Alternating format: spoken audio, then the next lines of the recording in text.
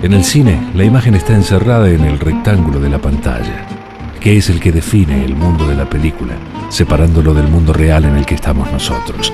Al encuadrar con una cámara, se decide lo que incluimos y lo que dejamos afuera.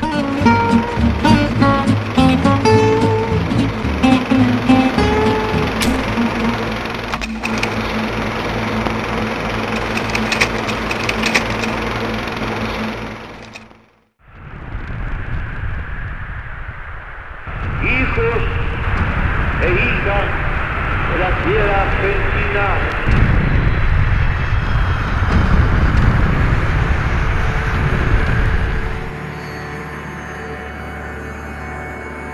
el hidalgo pueblo argentino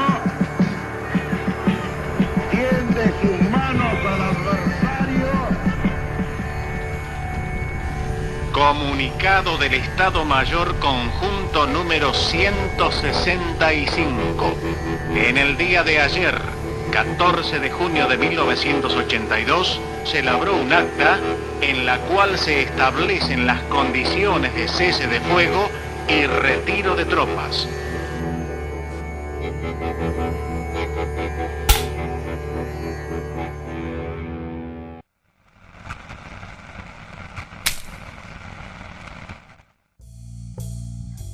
Durante la Segunda Guerra Mundial, los países beligerantes utilizaron la gran pantalla como vía para transmitir a sus tropas y habitantes el devenir de la campaña, creando conciencia de las necesidades para la victoria en el conflicto.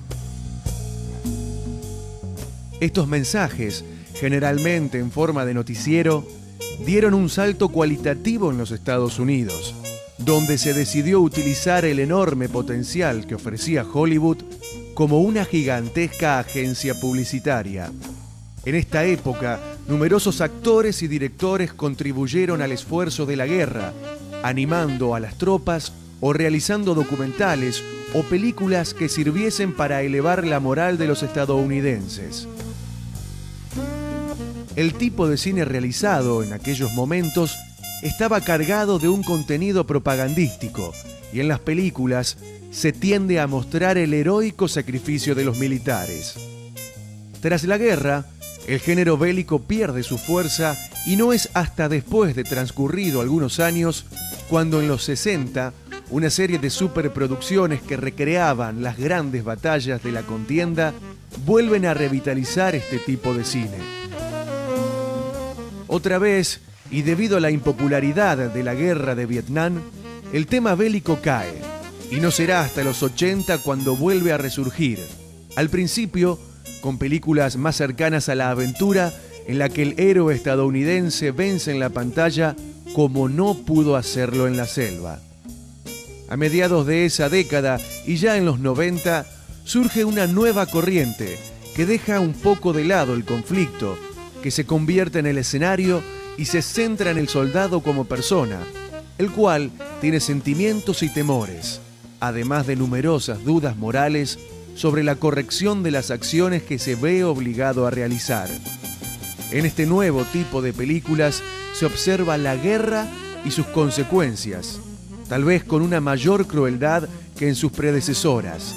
Quién sabe si con la intención de aleccionar al espectador sobre la necesidad de que los conflictos armados queden únicamente en el cine y los libros de historia.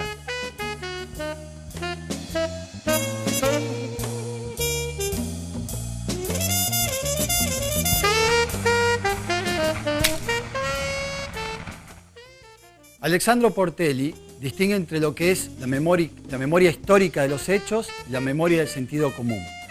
La primera es la memoria de los familiares de las víctimas, de los sobrevivientes o de los testigos de los hechos. La segunda es la reproducción exagerada, distorsionada de los hechos, que también a veces crea mitos. En esta categoría, los directores no se interesan tanto en la reproducción fidedigna de los hechos o de la verdad histórica, sino más bien se interesan en la memoria histórica ejercida.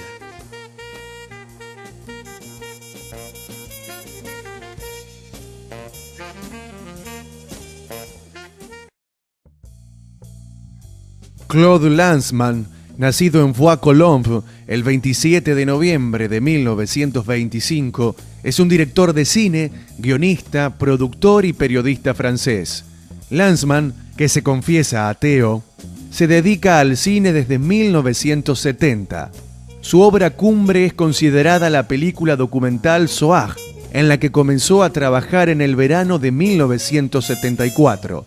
La realización le ocupó tiempo completo durante 11 años. Zohar, palabra hebrea con la que se designa al Holocausto, es una película de 9 horas de duración, terminada en 1985, en la que Lanzmann reconstruye el exterminio nazi de los judíos a través de las voces de los supervivientes. A lo largo de una serie de entrevistas salen a la luz las experiencias, los recuerdos y las vivencias de quienes vivieron ese periodo único de la historia. Los primeros planos de los supervivientes se van fundiendo, según explican sus recuerdos, con imágenes de los diversos lugares del desastre en el momento en que se rodó el documental. Aparecen los campos de concentración y exterminio de Auschwitz, Treblinka y Belzec mostrados en ruinas. Desde su aparición en las salas en 1985, fue considerada un acontecimiento fundamental, tanto desde el punto de vista histórico como cinematográfico. Zohar tuvo repercusiones que no parecen disminuir. Se han consagrado a ella miles de artículos, estudios, libros y seminarios en las universidades del mundo entero. La película ha obtenido los más altos reconocimientos y ha sido premiada en los más importantes festivales.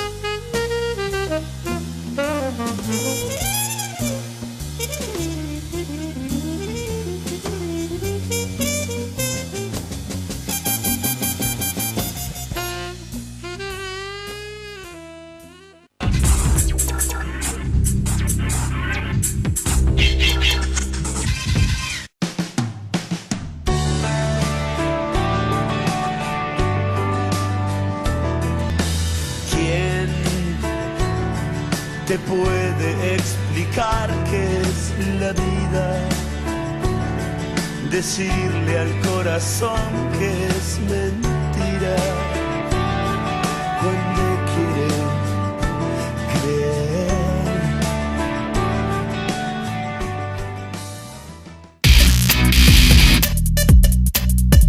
Los domingos a las 13 horas tenemos una cita en la vidriera televisiva del mundo de los automóviles.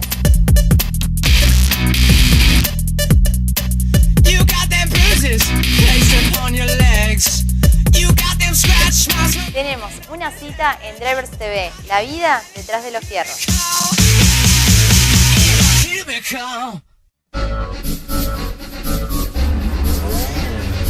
Aquí estamos, en nuestro living, en Intervista, para comenzar una nueva temporada de este programa que le abre la puerta a los artistas y que los invita al diálogo, a la reflexión.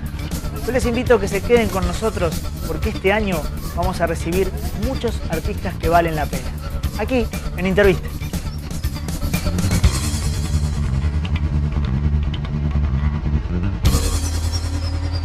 Veo Santa Fe, el canal local. 2013, año electoral en el país y en la provincia.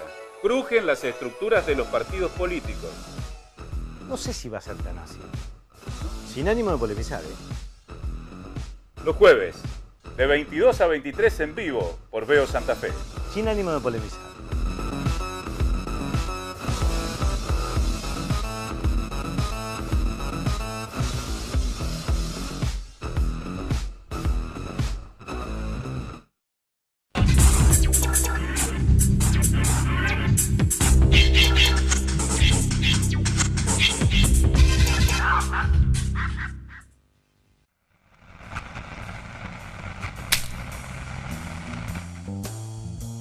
Hoy nos visita María Claudia Raimundi y con ella vamos a compartir su cortometraje Huellas.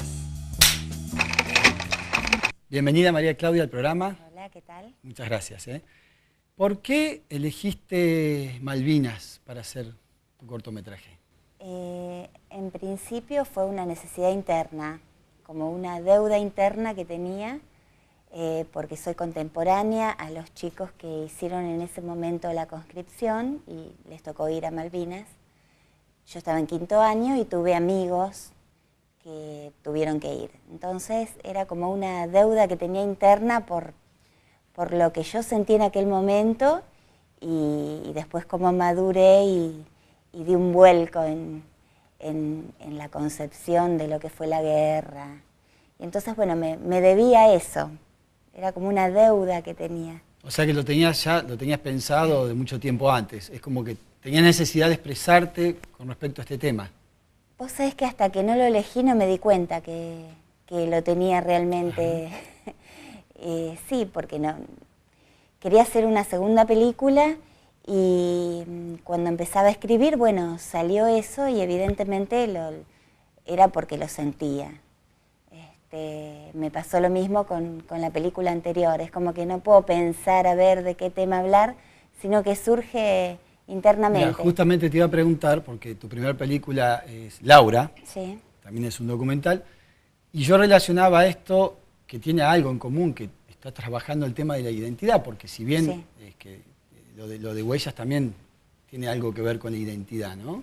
Con la identidad, con lo político y con lo psicológico. Sí, con Laura me identifiqué sin conocerla, o sea, la conocía de vista, porque ella es militante en Hijos y yo en ese momento trabajaba en derechos humanos, militaba en derechos humanos y la conocí y también la veía en el cineclub. Claro. Y a veces nos sentábamos juntas, pero no sabía que tenía a su papá desaparecido, digamos, la historia personal de ella, y después cuando empezamos a hablar, me di cuenta que tenía muchas cosas en común conmigo. Y entonces, bueno, es como que las dos películas, en el fondo, creo que a todos los directores les pasa lo mismo, terminás hablando de vos mismo. Sí, sí, seguro, seguro. Y bueno. Claro, lo que voy es que justamente una hija de desaparecidos y la guerra en Malvinas, donde también hubo desaparecidos, donde sí, se habla un poco de todo el conflicto, ¿no? que deja la diferencia. Hay como una similitud, ¿no? Sí, a mí me da la sensación que tiene que ver con la infancia y la construcción de la identidad a partir de una ausencia, que es Laura. Es Laura, sí. Y la otra es la adolescencia y es, creo yo, desde mi humilde punto de vista, o lo que pretendía hacer, es una mirada de una madre o una mirada más maternal acerca de esa adolescencia que en vez de jugar al fútbol fueron a la guerra, digamos. Está bien, vamos a hacer una cosa, vamos a ver sí, Huellas, sí, tu trabajo, y después de la pausa vamos a hablar sobre la peli.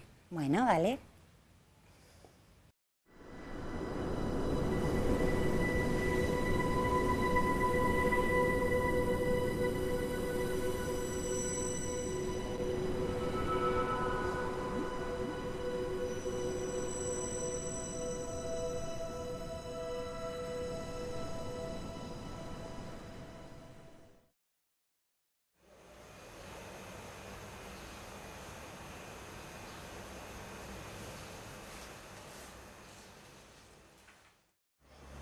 Cuando la guerra de Malvinas terminó en el fracaso espectacular en que terminó, esto abrió inmediatamente el camino a la transición a la democracia, ¿no? En realidad, a esta altura uno se pregunta si no hubiera habido guerra de Malvinas, ¿habría tenido la sociedad argentina las energías necesarias para expulsar a los militares? Probablemente habría habido una transición más parecida a la chilena.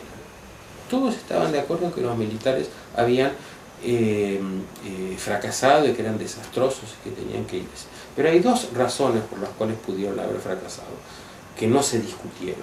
Una de ellas es fracasar porque perdieron la guerra, por ineptitud profesional. Y en realidad el juicio que se les hizo a los responsables, que les hizo las propias Fuerzas Armadas, fue por ineptitud, ¿no? Ahora, habría otra posibilidad, que es decir, la responsabilidad está en haber ido a la guerra, porque no es bueno ir a la guerra y no hay ninguna causa justa que defender en la reconquista de Malvinas. Yo sospecho que esta segunda idea era minoritaria, ¿no? y que hubiera dividido y debilitado el proyecto democrático. Y me parece que el tema de Malvinas no se ha resuelto porque no se ha discutido esto de si estaba bien o no haber ido a la guerra por las Malvinas. Yo creo que estaba muy mal, pero no sé si en un plebiscito esta posición ganaría.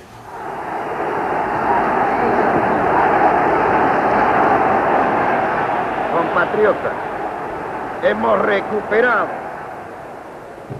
sin rencores, pero con la firmeza que las circunstancias exigen, las islas australes que integran por legítimo derecho el patrimonio nacional.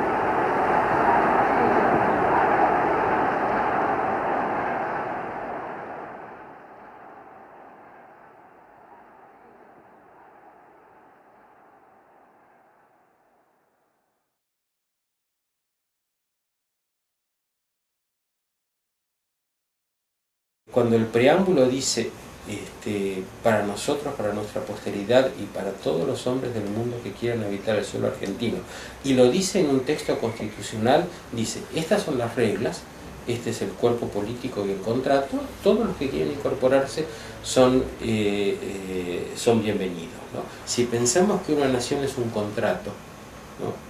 Y si pensamos que quienes están dentro de la nación están voluntariamente porque quieren participar, yo diría que no hay derecho territorial superior a la voluntad de los habitantes. No declaradamente, yo diría que ha sido un poco el criterio que ha existido desde que la Argentina entró en el ámbito de las Naciones Unidas, buscó negociar esto en la Comisión de Descolonización y paralelamente, y estoy hablando de la década de 1960 en adelante, con sus altibajos, pero de una manera bastante continuada, porque ahí sí hubo una política de Estado más que de gobiernos, ¿no?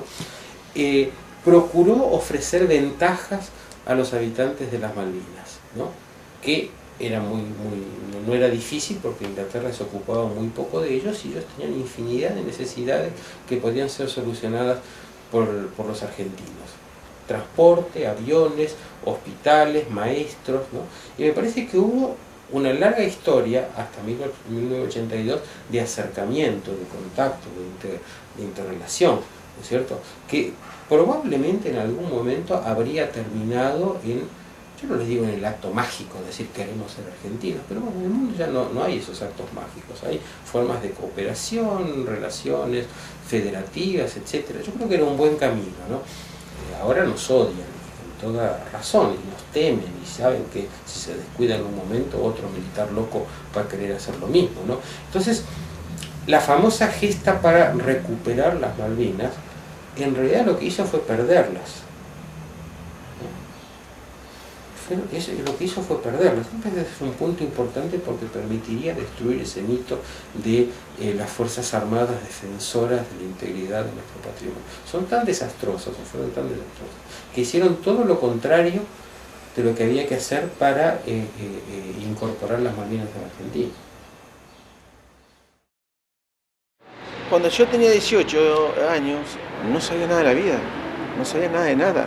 Fíjate que yo tomo la comunión, me la tomo ahí en Marina, lo hago. O sea que ahí empecé a conocer cosas. Yo vengo de una ciudad que es San Cristóbal, que queda a 200 kilómetros de acá, que donde no tenemos agua, porque, o sea, no tenemos ríos, como acá, no se conoce lo que es un barco, porque es un gajo desalado, que es lo que pasa, y llegar allá y encontrarme con algo extraordinario, por ejemplo, una cosa de otro mundo, era una gaviota que andaba volando.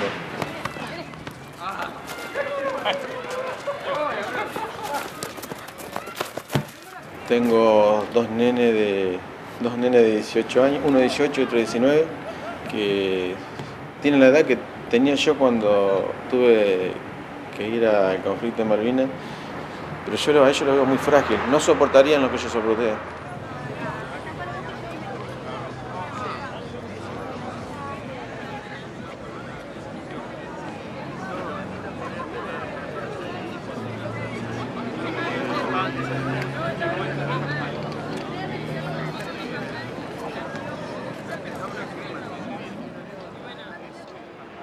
Por ejemplo, ellos decían, necesito 18 voluntarios para una compañía de desembarco. Y no se anotaba nadie, digamos. Y por ahí te decían, porque no se olviden que en estos momentos su mamá o su papá se está pegando en el pecho diciendo, mi hijo está defendiendo la patria. Y nos metían esa ficha, entonces nosotros, ¿qué? Nos anotábamos todos voluntarios, éramos todos voluntarios. Ellos nos manejaban mucho psicológicamente. Yo siempre dije que ellos nos hablaban y nos convencían. Aparte nos sentíamos, yo me sentía seguro de ellos porque ellos eran personal supuestamente entrenado y yo sabía que con ellos estaba bien. Y el 2 de abril nosotros nos enteramos por la radio, porque algunos soldados tenían radio y nos enteramos por la radio de la noticia. Y nosotros estábamos zarpando de Puerto Belgrano y el comandante nos comunicó de la misión en alta mar. O sea que ya no teníamos opciones ni de bajar ni de volver. Pero bueno, ya lo sospechábamos por lo que habíamos escuchado en radio, ¿no es cierto? Que se habían tomado las Malvinas. Y me encontraba en el dormitorio, en el tercer nivel del barco. Y de repente escuchamos una explosión muy fuerte y el barco como tembló y a los pocos segundos se escucha otra explosión. Y cuando llegamos a la cubierta nos encontramos con un espectáculo de ver cosas que ya nadaban en el agua y que el barco se inclinaba rápidamente hacia uno de los costados. Cada balsa tenía 20 personas asignadas. A nosotros nos faltaban 3 personas de esa balsa. Cuando nos fuimos a formar en la balsa, éramos 17.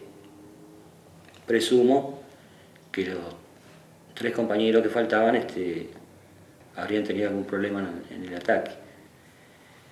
Y una ola nos juega una mala pasada, nos arremete contra el barco y cuando nos levanta la ola y empieza a descender, nos roza contra una parte del barco y se nos rompe la balsa.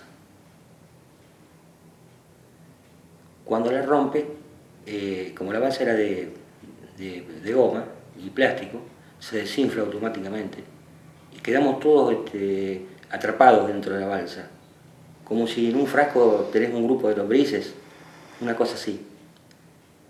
Y nos empezamos a hundir. Y yo sentí que todos me agarraban, porque yo estaba en la puerta, como yo venía remando para alejarnos del barco, me empezaron a agarrar toda la desesperación de querer salir. Y la balsa se empezó a hundir.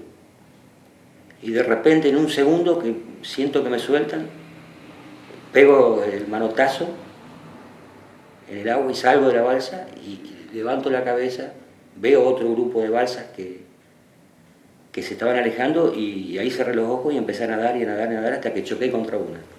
En un minuto la cabeza es una licuadora, 1000, que se te mezclan las ideas y los sentimientos y lo que viviste minutos atrás.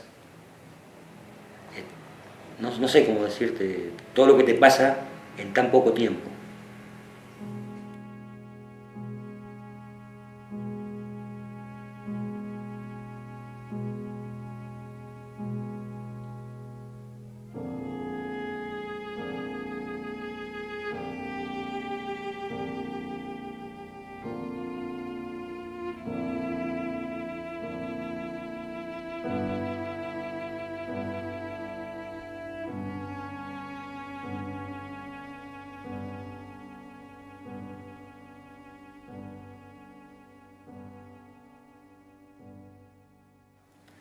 Y recién a los 2 días de que yo ya había llegado a Puerto Belgrano, llegó en otro contingente uno de los integrantes de la primera balsa.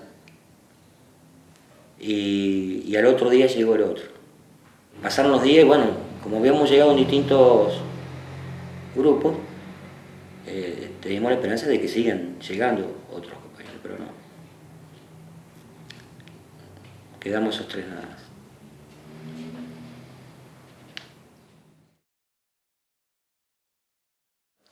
Esta es una carta que yo recibí de mi familia, de mi mamá, de mi papá,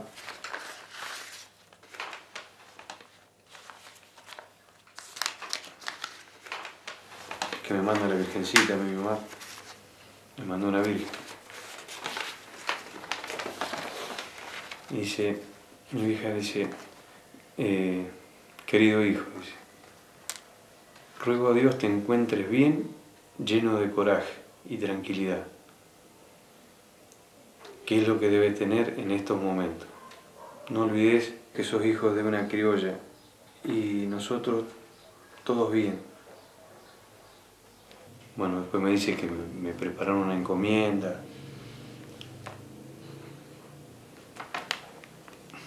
Y acá, por ahí me pone, dice, yo sé que vos te vas a salvar de la muerte, porque ella se dio cuenta de lo que yo estaba escribiendo, dice, y por eso siempre te pido que me escribas.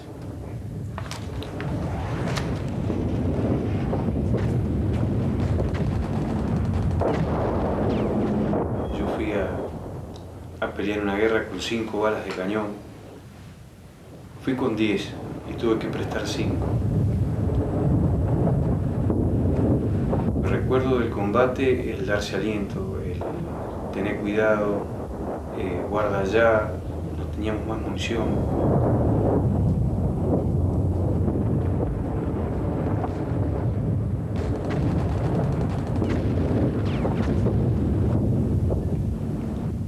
Fuimos tomados prisioneros el día 29 de mayo.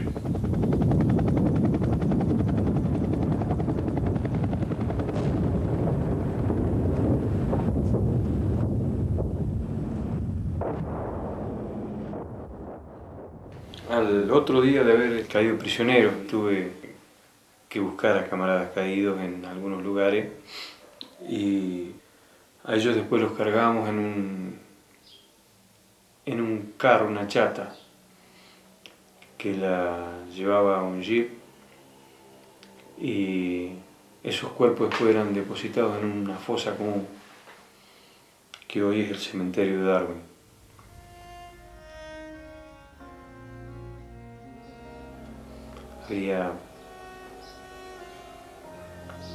Había camaradas de todos lados.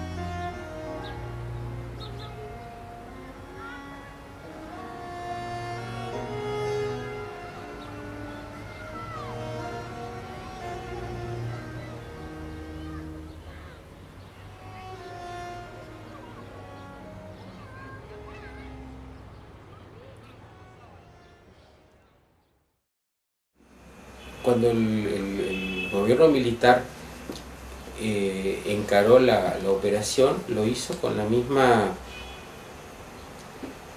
actitud con que encaró las otras cosas, los otros manejos políticos en la Argentina. Es decir, antes se llamaba esto ingeniería social o ingeniería política, ¿no? Una manera más digna de llamar a esto de que un grupo reducido de personas disponga sobre la vida y el destino de grandes sectores de la sociedad, ¿no? Entonces, así como hubo una represión muy fuerte que cubrió varios espectros, los que murieron y también los que sobrevivieron, acá se dispuso de una cantidad se tomó la decisión sobre una cantidad de gente a la que se mandó a combatir a las Malvinas, con esta cosa de la irresponsabilidad total de saber perfectamente que no estaban preparados para ello, ¿no? Y me refiero a los soldados, ¿no? Puesto que los oficiales y los suboficiales son gente que ha elegido esa profesión y sabe que forma parte de las contingencias de su vida, ¿no? Entonces, por ese lado, la cantidad de soldados que fueron mandados a Malvinas forma parte de esos terribles desastres que hicieron con la sociedad los dirigentes militares, ¿no? Yo diría, un sufrimiento tan grande como otros grandes contingentes de la sociedad. No sé si mayor, no sé bien cómo se puede medir, pero no menor.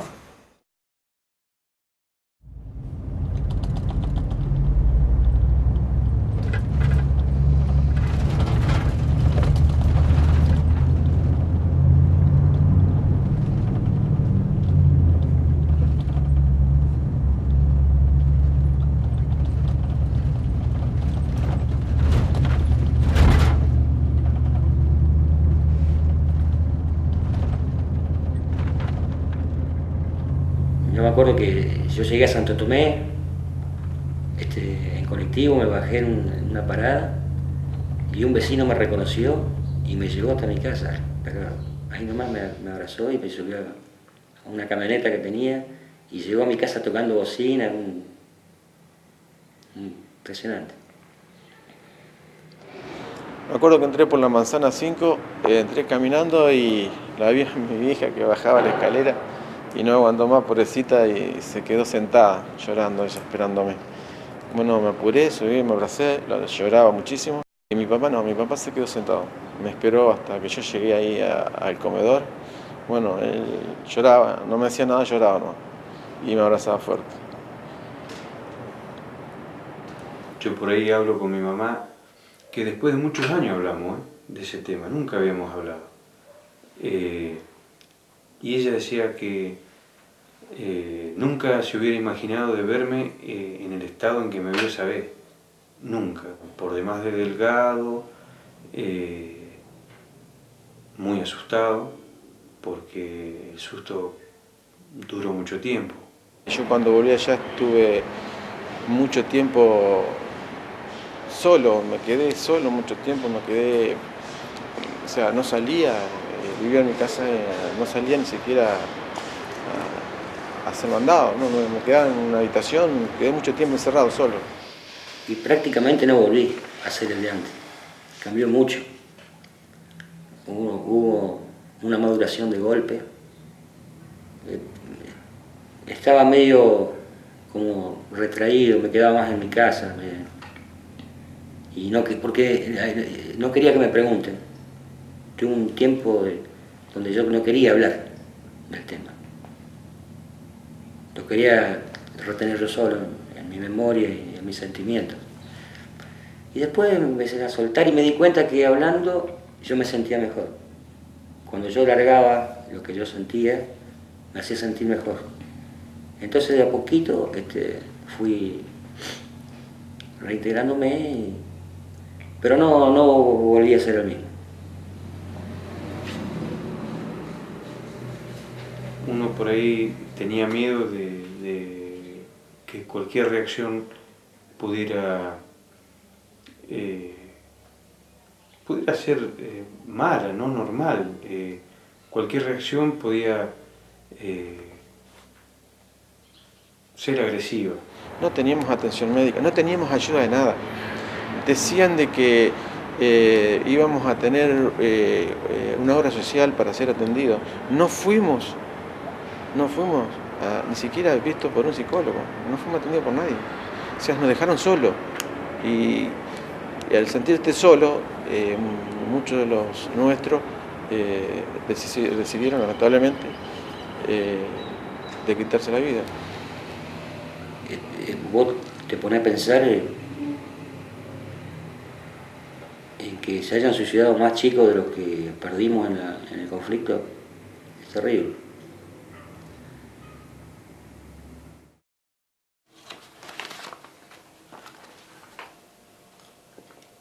Mami, te pido que te quedes tranquila porque yo estoy bien.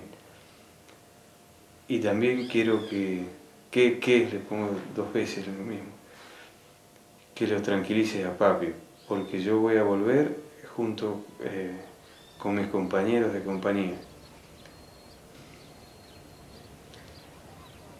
Yo les decía que tanto los quiero y que deseo llegar pronto para estar junto a ustedes, como antes. Así que quédense tranquilos, porque yo ya soy un hombre. Mirá lo que le poní. que se la va a aguantar una por una. Mirá, yo por ahí la leo la carta y trato de sacarle algo. Y le pongo que te pido si me puedes mandar chocolate y un poco de caramelos, papel y sobre para poder escribirte. Bueno, me despido. Con un fuerte abrazo y un gran beso. Para toda la familia, saludos para todos.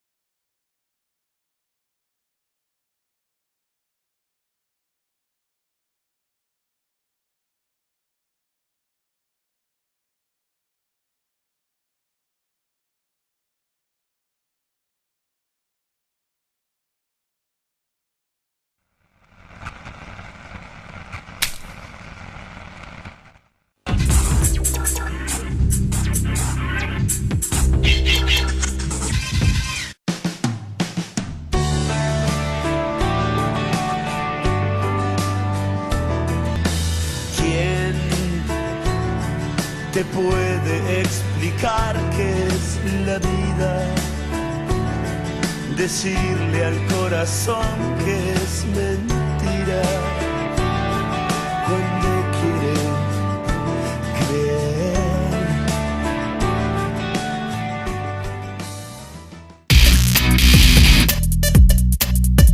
Los domingos a las 13 horas tenemos una cita en la vidriera televisiva del mundo de los automóviles.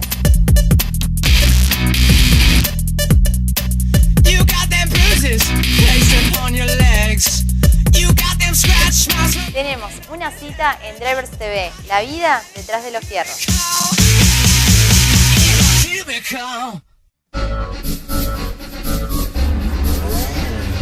Aquí estamos, en nuestro living, en Intervista, para comenzar una nueva temporada de este programa que le abre la puerta a los artistas y que los invita al diálogo, a la reflexión.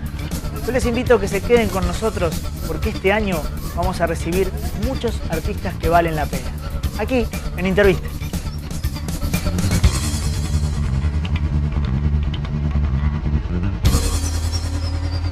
Veo Santa Fe, el canal local. 2013. Año electoral en el país y en la provincia. Crujen las estructuras de los partidos políticos. No sé si va a ser tan así. Sin ánimo de polemizar, Los jueves, de 22 a 23 en vivo, por Veo Santa Fe. Sin ánimo de polemizar.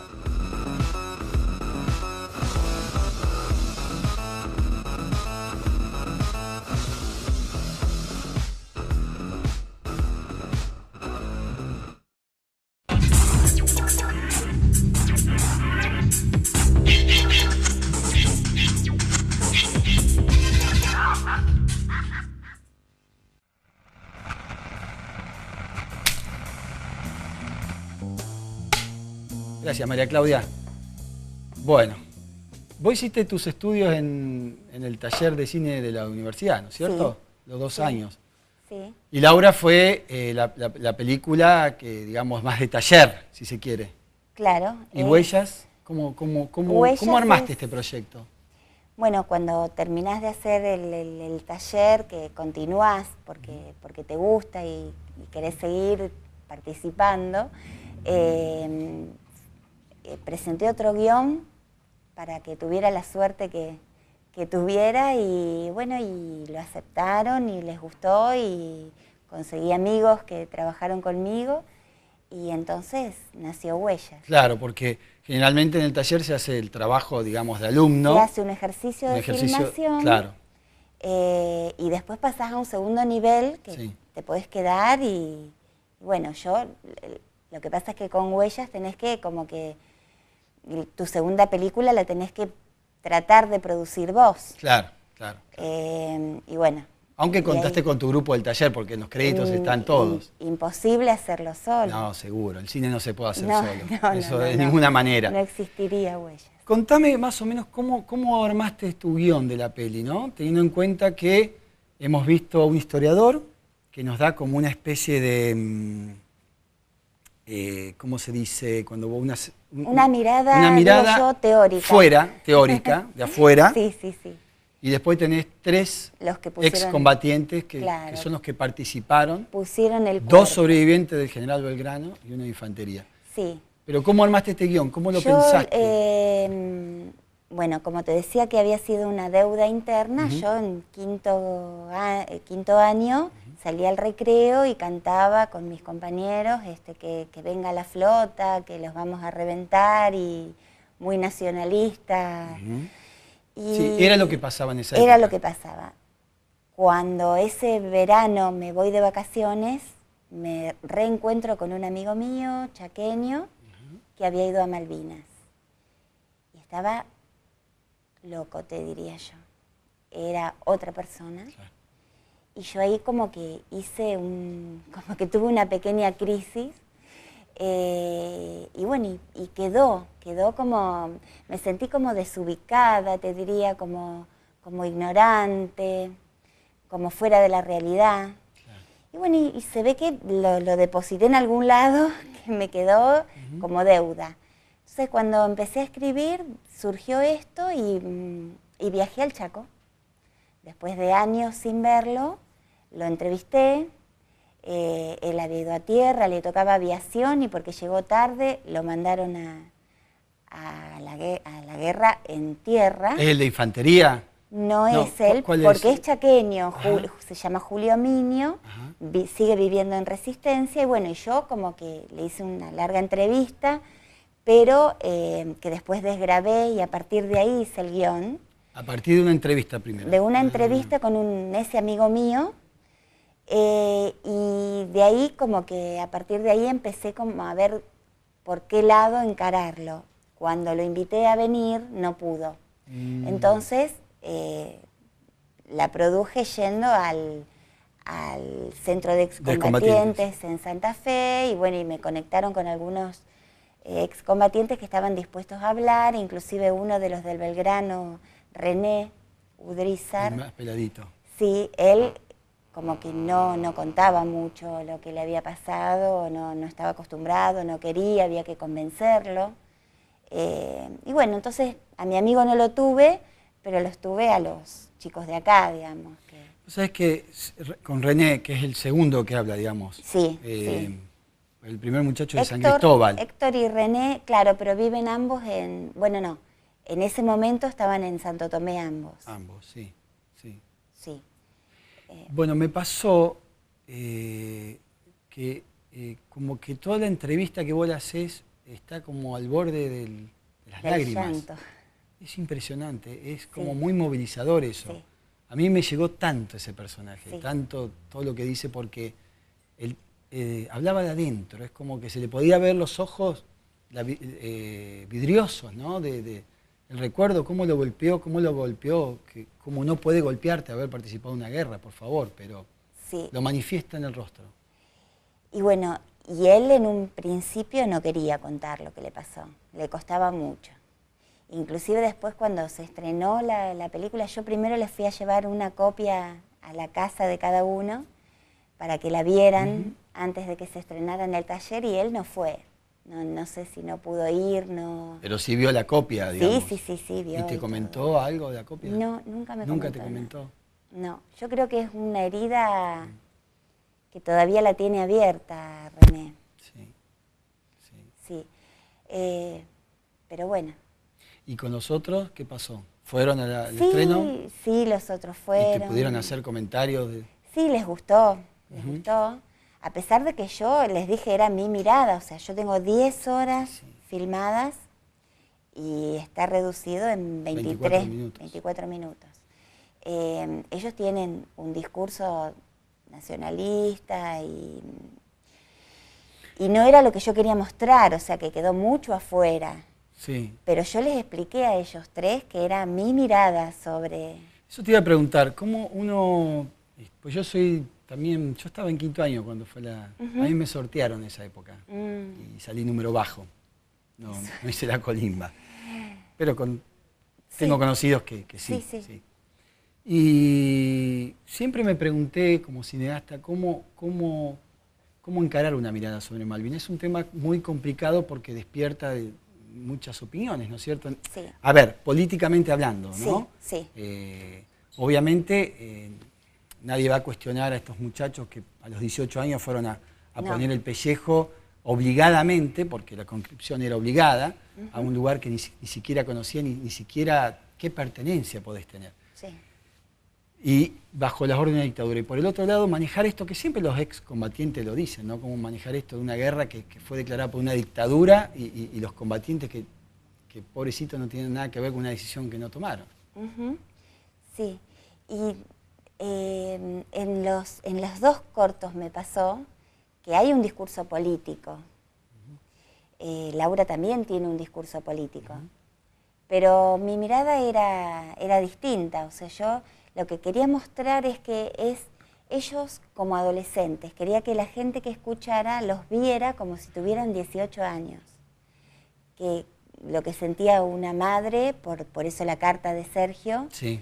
Y lo que ellos tendrían que haber estado haciendo desde mi punto de vista. Por eso pusiste la secuencia de jugando al fútbol de los chicos. Claro.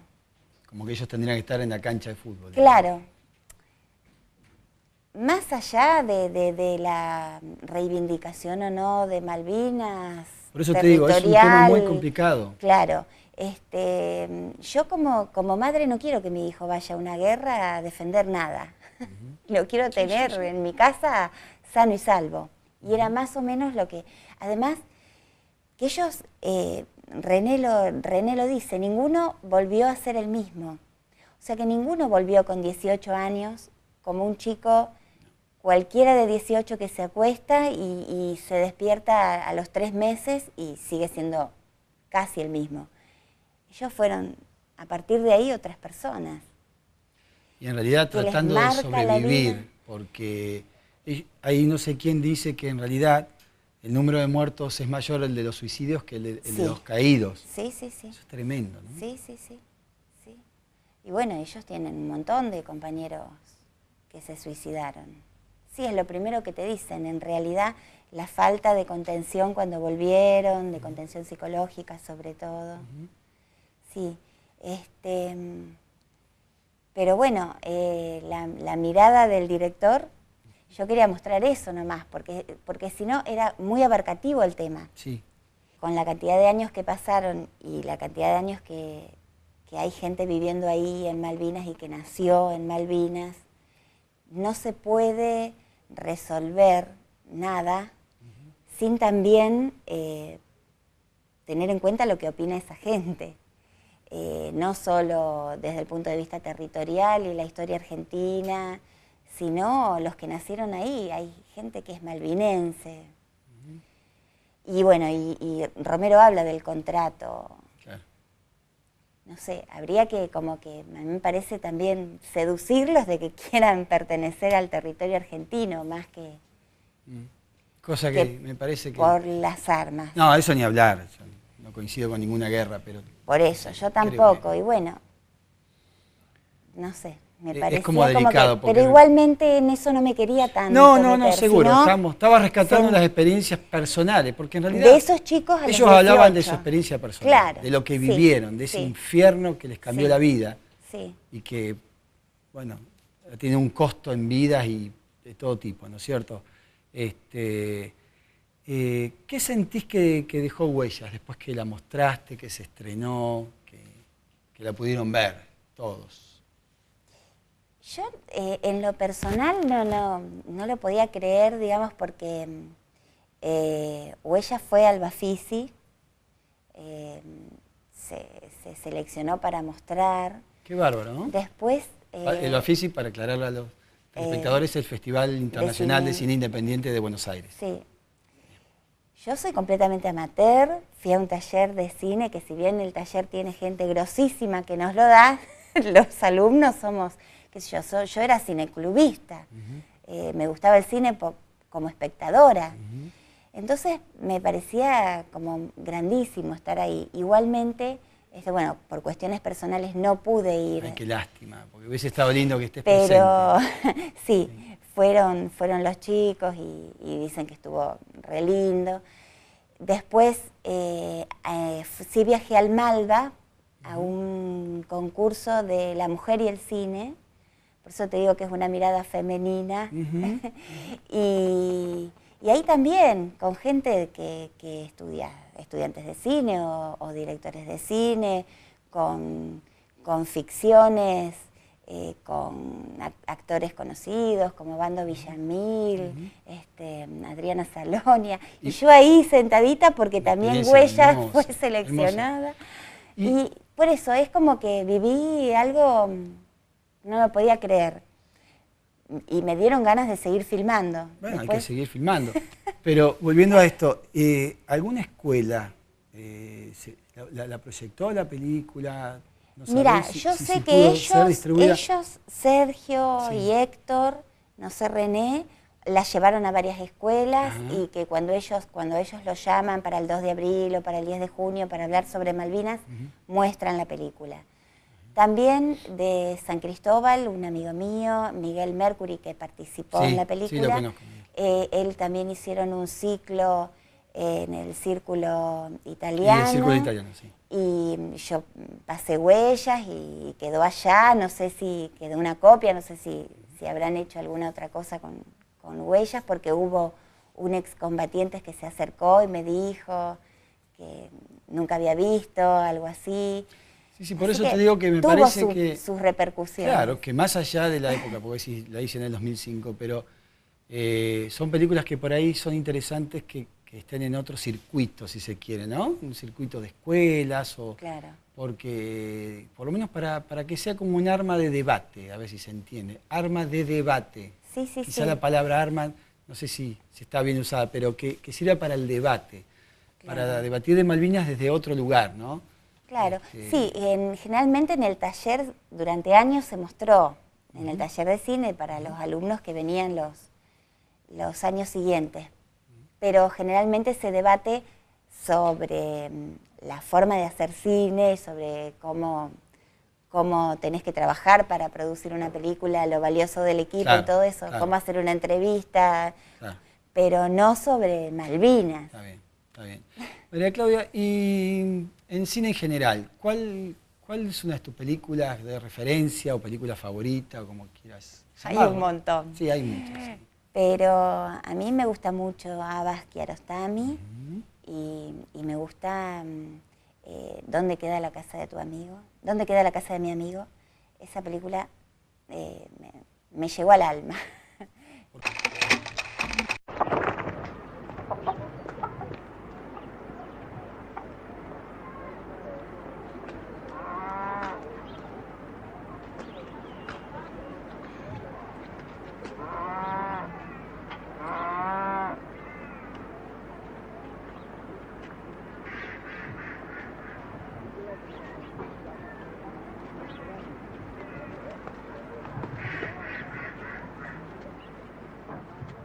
Es muy simple y a la vez cuenta muchísimo, me interesan mucho los niños y la problemática de ellos, la incomunicación porque con los adultos, cuando quedan solos, porque la primera toma, más que primera toma, la primera secuencia, cuando por primera vez el profesor le pide la tarea y él lo tiene en un papel y no en el cuaderno, cómo rompe ese papel y cómo ese nene se larga a llorar, no sé, yo ahí ya me conmoví de tal manera que después estuve toda la película así a flor de piel. Y el personaje principal, cómo él se revela y lo busca, y los planos generales de Kiarostami. Son increíbles, en todas sus películas. En todas sus películas. Esos planos y después cómo es tan sutil para mostrar, no sé, el trabajo infantil, el dolor, la incomunicación, cómo el adulto pretende darte cátedra de cómo ser un hombre de bien y la contradicción con sí mismo que no la puede ver, y en realidad los chicos son muchos más sabios en esa película. Y las elipsis al final, viste que el personaje principal no vuelve de noche. O sea, vuelve, pero está en elipsis. Sí. Tampoco se ve el reto que posiblemente le dio su padre. Y tampoco se ve, pero se deja entrever, que él vuelve a ir a la mañana siguiente, porque llega tarde a la escuela, a buscar a su amigo por tercera vez. Esas 3 elipsis son maravillosas. A uno no le salen esas elipsis.